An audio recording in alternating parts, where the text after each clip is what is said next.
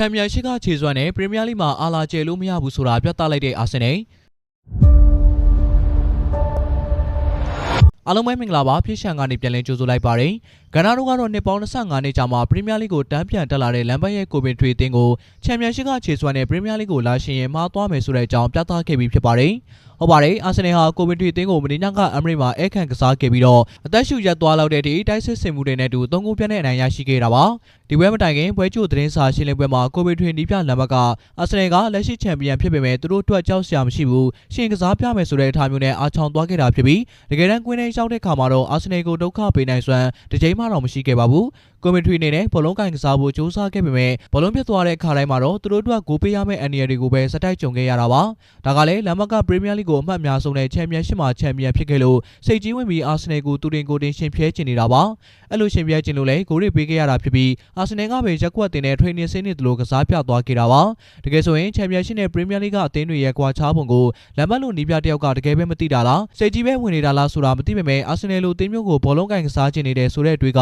တကယ်ကိုအမှားကြီးမှားတာပါသူတို့အနေနဲ့အသင်းငယ်တွေအသင်းကြီးဆိုတဲ့အနေအထားတစ်ခုကိုလက်ခံပြီးအာဆင်နယ်ကိုလိုဘလော့နဲ့အကောင်းဆုံးခုခံကစားရမှာဖြစ်ပြီးကောင်တာတက်နဲ့အာဆင်နယ်ဘက်ကိုကိုရဖို့ကြိုးစားတင်တာဖြစ်ပါတယ်။အခြေအနေရလည်းဒီလိုပဲဖြစ်တင်တာဖြစ်ပြီးအခုတော့အာတီတာရဲ့လက်စွမ်းပြမှုကိုလမ်ဘတ်တယောက်အမရိမှာလူလဲခံခဲ့ရတာပါ။ပွဲကြောင်းကိုပြောရရင်အာဆင်နယ်ကကွင်းလယ်မှာဘရူနိုဂီမာရီဒဏ်ရာကြောင့်မပါဝင်နိုင်ခဲ့ပေမဲ့လူဝစ်ကလီနဲ့အတူအကောင်းဆုံးဟန်မပြတ်ပဲကစားပြသွားခဲ့တာပါ။အာတီတာကတော့ကိုဗင်ထရီကိုရင်ဆိုင်ဖို့4-3-3ကစားပွဲကိုခင်းကျင်းလာခဲ့ပြီးနောက်တန်းလေးယောက်မှာဗန်ဝိုင်မော်စကွဲယာဂါဘရီယယ်ကာလာဖီယိုရီနဲ့ကွင်းလယ်မှာတော့မာတင်အိုဒီဂန်လူဝစ်ကလီဒီကလန်ရိုက်စ်တို့ကိုပွဲထုတ်လာခဲ့ပြီးတာမာနီမှာတော့ဆာကာနဲ့တီဆိုလစ်တို့ဖြစ်ပြီးအထောင်တိုက်စစ်ကတော့ကိုင်ဟာဘတ်ပွဲထွက်လာခဲ့ကကိုသမားကတော့ဒေးဗစ်ရာပဲဖြစ်ပါတယ်လမ်ဘတ်ရဲ့ကိုဗင်ထရီကလည်း4-3-3နဲ့ပဲပွဲထွက်လာခဲ့တာပါပထမပိုင်းမှာတော့အာဆင်နယ်ကလက်ရှိချန်ပီယံဆိုတဲ့အတိုင်းနောက်တန်းကနေဘောလုံးစတေတာကအစားကွင်းလင်းကနေတိုက်စစ်ကိုအကူပြောင်းနေတဲ့အရန်ကိုညံ့ညံ့ညော်ရှိခဲ့ပြီးကိုဗင်ထရီရဲ့ area ပေါက်ထဲရောက်တဲ့ခါမှာလည်းကိုရဖို့ကြိုးစားခဲ့တာတွေကတကယ်ကိုထိရောက်ခဲ့ပါတယ်ပွဲကစားချိန်15မိနစ်မှာတော့ဘယ်ချန်ကနေတဆင့်တိုက်စစ်ဆင်လာတဲ့တီဆိုလင်းနဲ့ကာလာဖီယိုရီတို့ရဲ့တွဲလုံးကနေကိုင်ဟာဘတ်ကဦးဆောင်ကိုစတင်သွင်းယူခဲ့ပါတယ်